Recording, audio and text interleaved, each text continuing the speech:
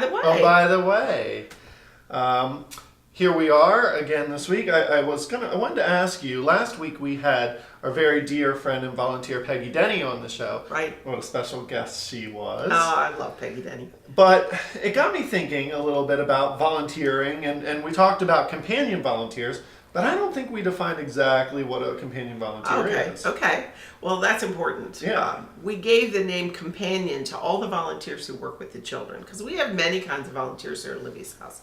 But the companion volunteer came to be as a result of my mentor, Dr. Alan Wolfelt, who talks about companioning with the child. And that really means not walking out in front of them and saying, catch up when you're done crying, or not walking behind them saying, ooh, I don't like that anger and your grief. I'll catch up with you when you're done. It means walking right beside them, saying, teach me about your pain, tell me about your journey, and let me go along with you. And so holding their hand every step of the way. So that's why we call our volunteers who work directly with children companions. It's very important. I see. Mm-hmm. And what does it take in order to be a companion volunteer as opposed to a volunteer who, comes in and weeds the garden? Right. Well, first of all, there is a commitment of 2 years to work with our children. Now, when you go through our training, you must at least commit to working in a program, one program at least, within the next 2 years. And we hope that you stay on for a long time, like Peggy Denny. And we have many volunteer companions that have been here since our beginning. But we have a 12-hour training that the volunteers go through, and that commitment is huge, because nowadays to get 12 hours in 1 week that you can give to anything is near impossible.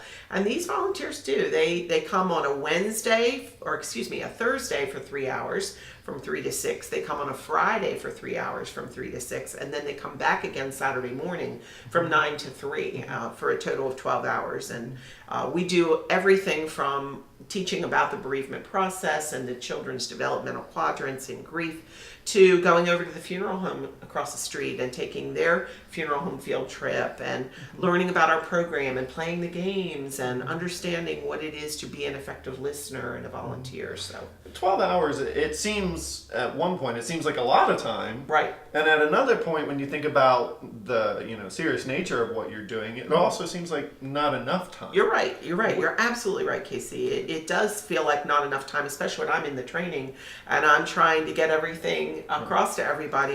Definitely flies by. Right. So we have added some additional hours.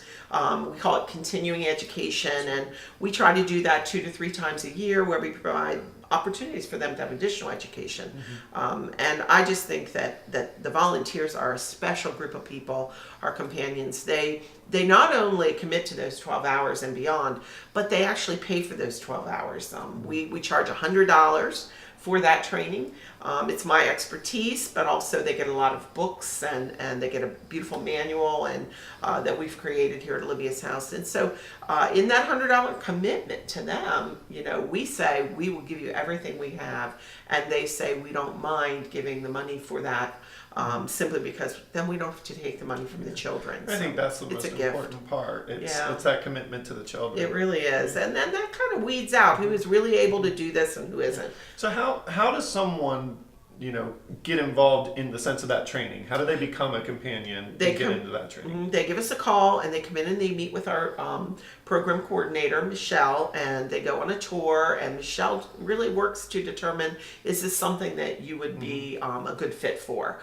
We talked last week about being a good fit as a volunteer, so that's important too. And someone who's had a loss recently wouldn't be a good fit right now, maybe in the future, but we really don't want them working on their grief issues on the children. So we want them to get through their own bereavement and then be that wisdom giver to the kids and walk alongside the kids. So I remember my companion training when I went through it for the second time, really surprised by how much I pulled on my own, loss and how that affected me as a person. Absolutely. And how it would transition to how I was going to work with the kids. Right. And I was surprised by, that, and I was surprised by how close my class became. Yes. We were really a unique unit. Yes.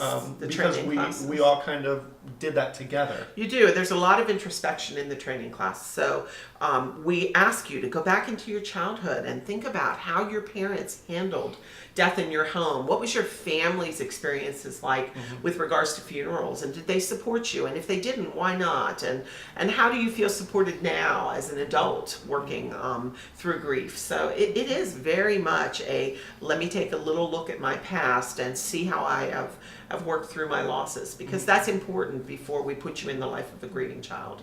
Yeah. Well, I know we're running out of time, but we do have a companion training coming up, a new companion training. So absolutely, if you want to get involved and be a companion and work with our children at Olivia's house, when are the date? What's the dates? The dates, January 19th, 20th, and 21st. Of 2012. Of 2012. Right. So it's coming up soon. So if you're interested, please call us today. And get in touch with Michelle. Yeah, the class is filling up. We limit it to 15, so the class is quite full, but we still have room for a few, and we hope you'll give us a call. All right. Yeah. Thanks, everyone, and have a great week. Have a great week, everybody, and a gentle holiday.